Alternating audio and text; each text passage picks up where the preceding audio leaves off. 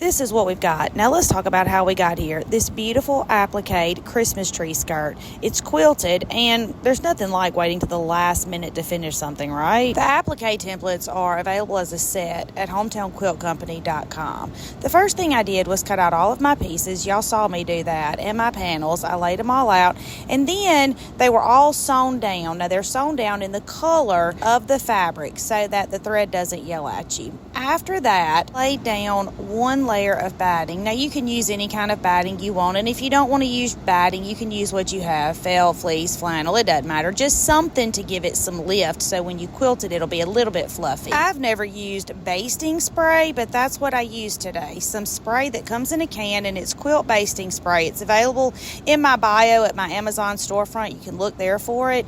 It's basically just spray glue, but it's not really sticky, and it doesn't gum up your sewing machine. So use that, and it helps everything kind of stay together. While I was putting it together, one of my sewing students came by. She was picking up something I had cut for her, and she and I were just visiting. That's whose hands you see right there. Then I turned the whole piece over and did the same thing on the back. Everything's facing the outside. My tree skirt is face up, and then there's the batting, and then the back of my tree skirt is face down. So there's nothing on the inside, because what you see right now is what you'll have. And then I pinned, and I pinned, and I pinned. I pinned for the next 100 years, it feels like. So I see lots of people who use safety pins, and that's so your pins don't fall out and they don't poke you when you're pushing it underneath your sewing machine. But I can't think of anything more miserable than putting all those safety pins in and then taking all those safety pins out. So I'm using regular pins, but if you're more comfortable using safety pins, that's what I want you to do.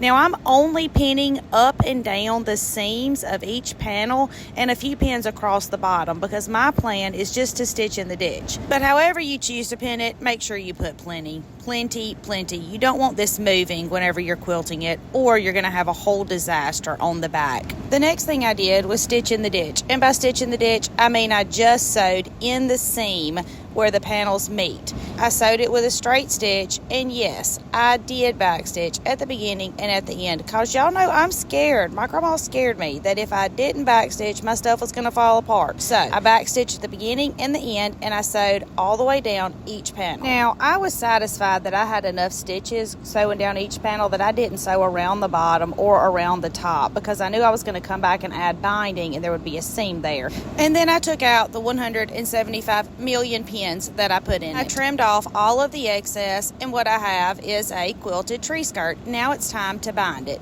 So for the binding, I cut the same fabric that I have for the back into 3-inch strips, and then I sewed them end to end to end until I had one really long piece. And then I took my really long piece to the ironing board, I folded it in half, and I ironed the whole thing. So now I'm doing the binding, and that's going to be the finishing step. I'm starting out by leaving about a 3-inch tail, and I'm sewing all of the raw edges together, the raw edges of the binding next to the raw edges of the tree skirt on the top.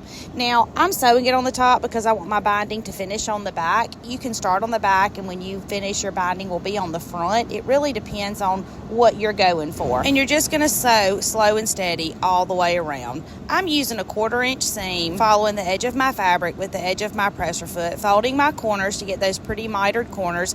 And if you need a video on binding, there's a great one in my playlist under quilting. Now I'm back to where I started, so I'm going to cut it off, fold it over, and put the other piece inside of it to give me a pretty clean edge. And now I'm going to fold it over and sew it on the back. I'm sewing as close as I'm comfortable to the edge of the binding, because I want my top stitching to look like it's almost about to fall off, but you only sew as close as you're comfortable. And voila, we have finished this Christmas tree skirt just in time for the big man to come visit. I hope that y'all have a wonderful holiday. Merry Christmas. My name is Tammy. I'm your favorite sewing teacher, and I would love for you to come sew with me.